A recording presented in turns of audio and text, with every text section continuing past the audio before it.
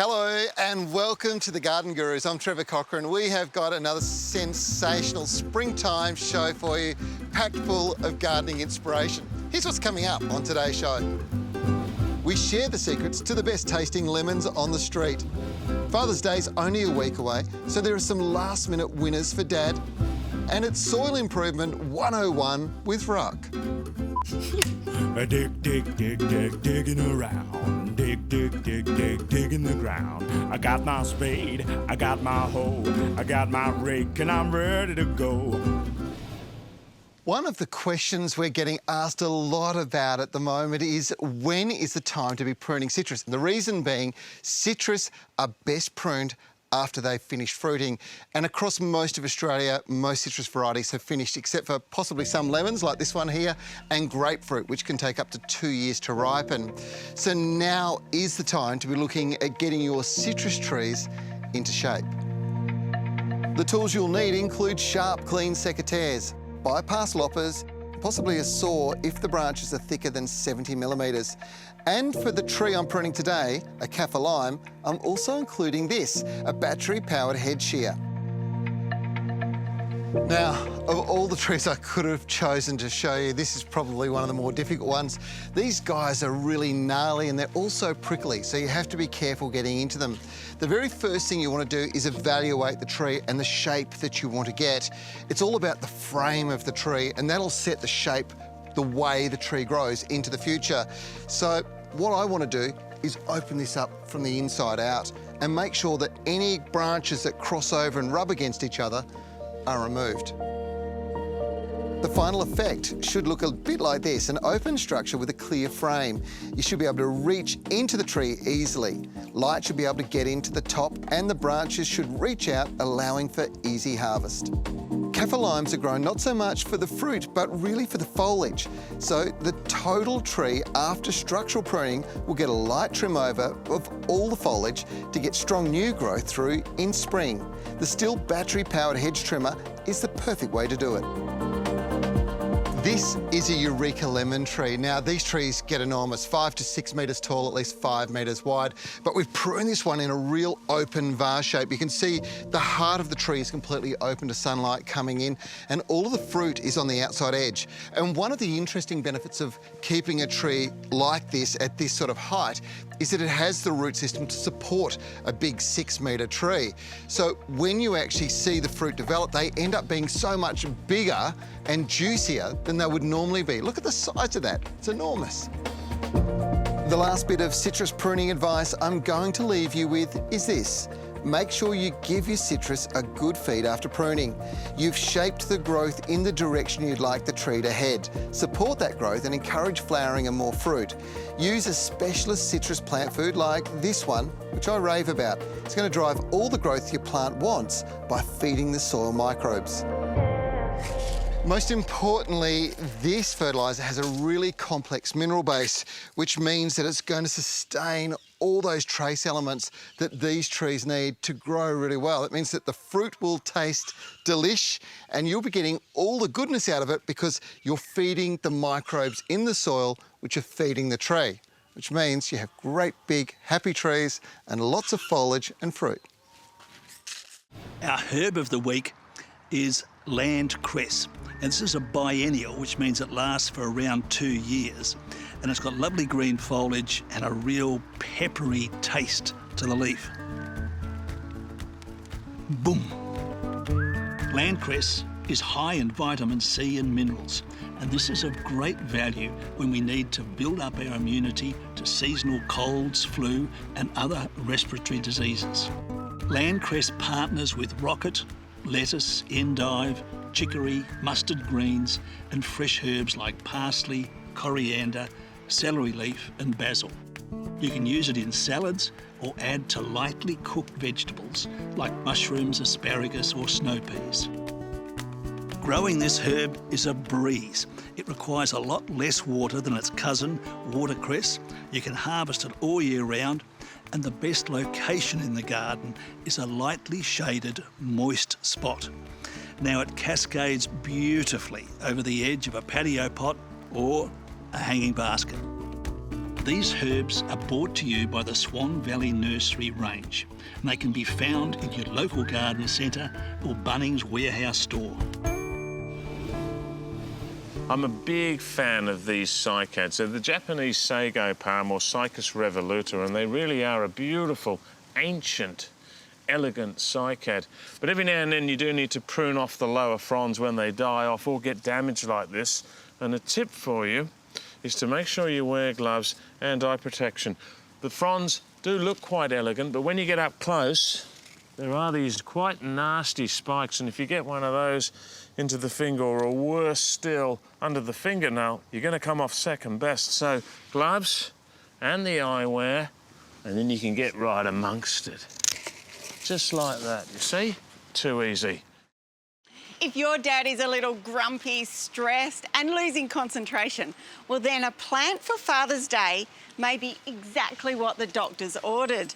Research has proven that the effect of plants in the home and workplace serves to stimulate the senses and the mind, and not to mention concentration. And think that just staring at a small indoor plant will have a positive psychological benefit. Imagine what a large indoor planter could do. So forget the cordless drill for Father's Day and head to the garden centre for a planter with a few indestructible beauties. If your dad's never gardened before, it has to be a fail-safe solution. You want these indoor plants to do the best they can. So look for a self-watering pot. They're easy, they're perfect because they've got a saucer attached, so you can put them on a workplace desk or inside on a kitchen table. And the way we check for water, put our finger in.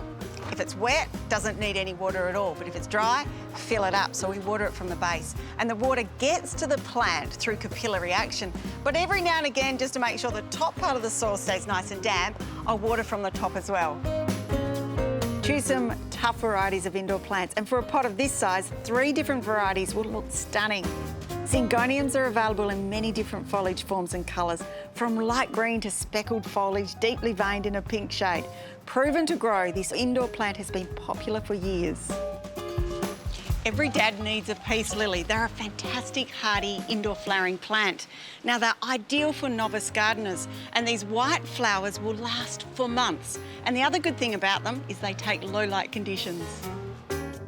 Potting is so easy. Just fill the pot with premium potting mix and jam the other plants in to create an instant effect. Be sure to fill any gaps with potting mix, and when you water it in, the saucer will overflow. Be sure to drain this water out. When it comes to fertilising, it must be easy or it's not going to happen. So at the beginning of every season, apply a controlled release fertiliser for indoor plants on the surface and just scratch it in lightly. This will feed the plants over a period of time and minimise salts building up in the soil. If an indoor planter isn't your dad's style, maybe a mini cacti garden would suit him instead. These plants are perfect. They don't need very much care, and he'll still get the same psychological benefits as this lush green planter.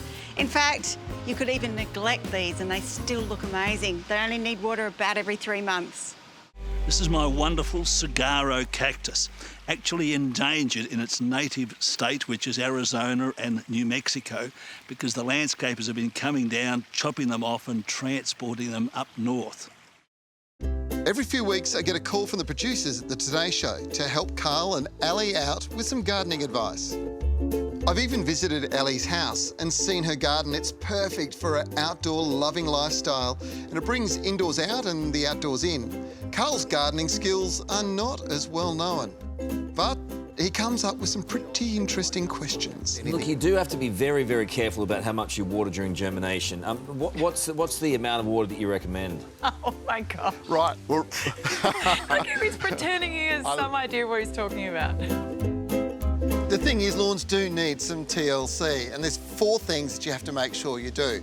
Feed on a regular basis. You need to be making sure that you are controlling weeds. Lawns do not like competing for sunlight and also for nutrients. Mowing on a weekly basis, absolutely perfect. And most important is to make sure that during those warm summer months, you've got the water on your lawn. Irrigation is very important. Lawn fertilizer fertilisers are not all the same. They've come a long way in a short period of time, and the lawn fertilisers you need to go for these days are just like this. You see, they're what they call slow release. They release small amounts of nutrients every single day, and lawns need that. They feed just like we do, small amounts on a regular basis. This delivers the strongest, healthiest growth, but it's also really good for the environment. Old-fashioned lawn fertilisers used to release a huge amount in a short period of time. Most of it would pass below the lawn's roots and it'd make its way into waterways. And this is where water pollution was killing off our wildlife, but not with these new slow-release fertilisers. Small amounts every 3 to 4 months will see strong, healthy growth, but you need to use the latest in technology to get those outcomes. When it comes to things to do right now, keeping the weeds down and not competing for sunlight and nutrients is the key for lawn success. So applying a weed and feed hose on is a good idea. And lastly, but most importantly, make sure you're mowing your lawn on a regular basis. Ideally, at least once a week during the growing season. If you want the bowling green effect, 2 or 3 times a week is going to deliver that. The thing is, it keeps the lawn nice and strong, stimulates growth, but it also takes out the weeds, which means it looks thick, lush and green. There's one more thing that I absolutely love about mowing. It's that smell. Cut grass. You can't beat it. Weather plays a huge role in our daily lives. It influences what we wear, what we do, where we go. Have a thought, though, for the garden. It's fully exposed, so the effects of weather here are even more profound. Being able to monitor the fine detail of what's happening to the weather as it affects your own property allows you to be prepared, react in the right way, and become a better gardener. The Holman Aspect Wi-Fi weather station allows you to track and pinpoint all the weather data from your smartphone. So long as you have an internet connection, you can monitor what's happening in your own backyard from anywhere on the globe.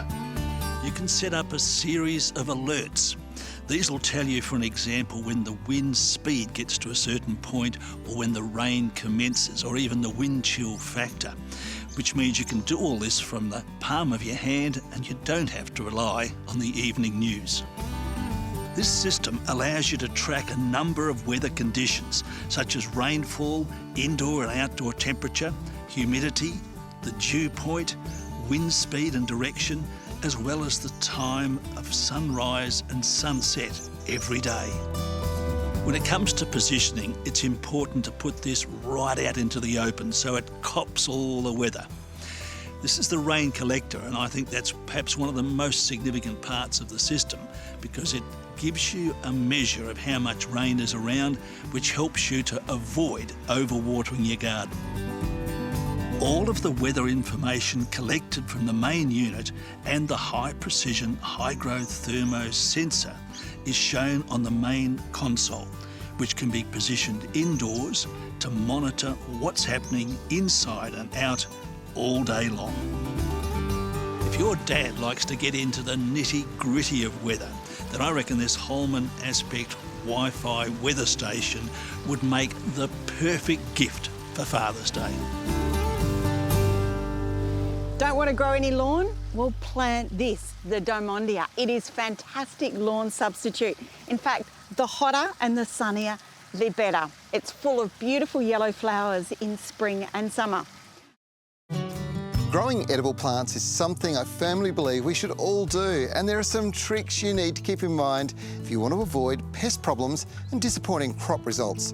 One rule that sits on the top of the list is to rotate crops across different plant families. If you've had crops of solanaceous plants like tomatoes and capsicums or chilies, then don't plant your next season's crop in the same place in the garden. Now, the reason for this is particular types of plants use particular types of nutrients. When they take it all out of the soil, if you plant the same plants in the same space next year, there won't be any goodness for them. And no matter what you add into the soil, it doesn't seem to make any difference. You need to either rest that soil for a year or even 2, or alternatively, plant a crop that is actually complementary, that can be put into the ground and will put goodness back into the soil, improving it. And that means a totally different group of plants, like lettuce or members of the brassica family, which include cabbage and broccoli. Or even better, one of the nitrogen-fixing plants like beans or peas that capture nitrogen from the atmosphere and fix it into the soil.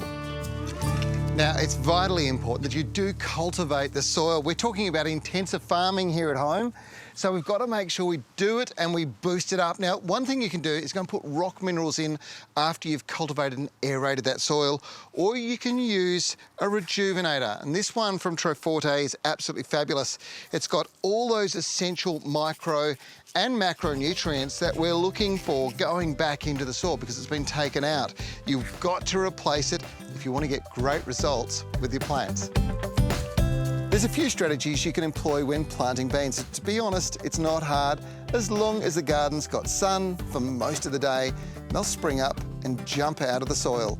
The important thing is to make sure you stake them, and there's a few options for you. You can do the wigwam.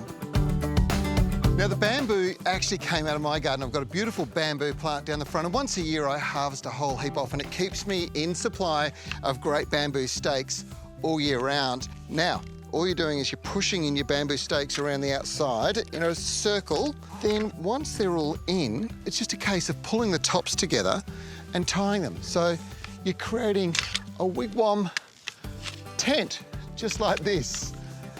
And it's the perfect trellis for beans and other climbing plants to grow up.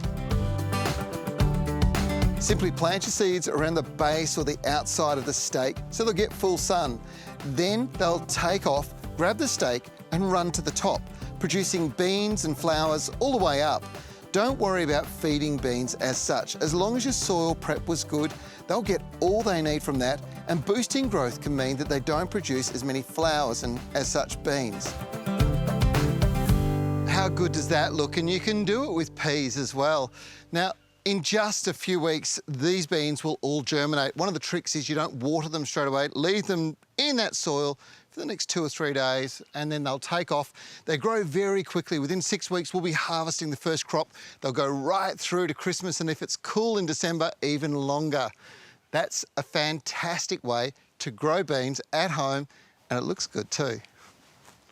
Good soil is so important to a good garden, providing all of the necessary needs for healthy growth, nutrients, air, water, and good structure for strong root development. The main components of a soil are minerals from rocks, organic matter from vegetation and dead organisms, air, and water. The main types of soil are clay, loam, and silt, with variations on the theme, like a clay loam or sandy loam, and this refers to the amount of clay, sand, and silt the soil has, which affects performance. Clay soils hold water and nutrients but can be slow to drain. Sandy soils are the opposite, leaching nutrients and water quickly. The ideal soil in most cases is a fertile loam with the perfect balance of everything. To assess your soil, you can do what's known as a squeeze test. Just grab some and squeeze it in your fingers and your hand like that, and if there's a fair bit of clay, it'll behave like plasticine. You see that? Sticking together, forming a bit of a ribbon. But if you've got a lot of sand or silt in there, like I have on this side, you see how that's breaking up a lot more. In fact, this is very close to a sandy loam. This here, more of a clay loam. Do the test, see what you got.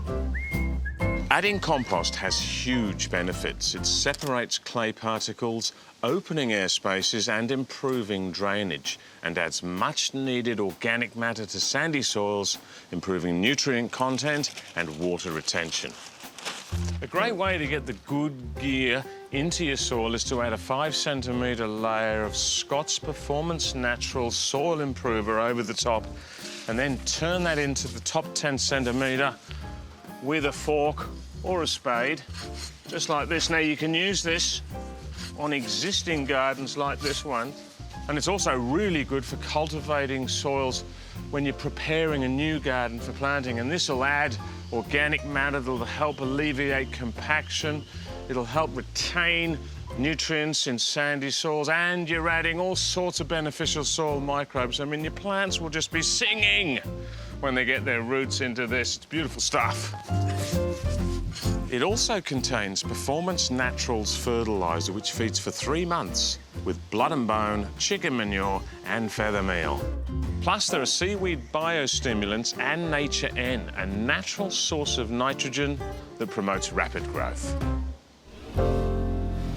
Well, that is it for this week's show. I hope you enjoyed it. You know what? The Garden Gurus is all about inspiration. It's about showing you new plants, products that make your garden perform better, make looking after it easier.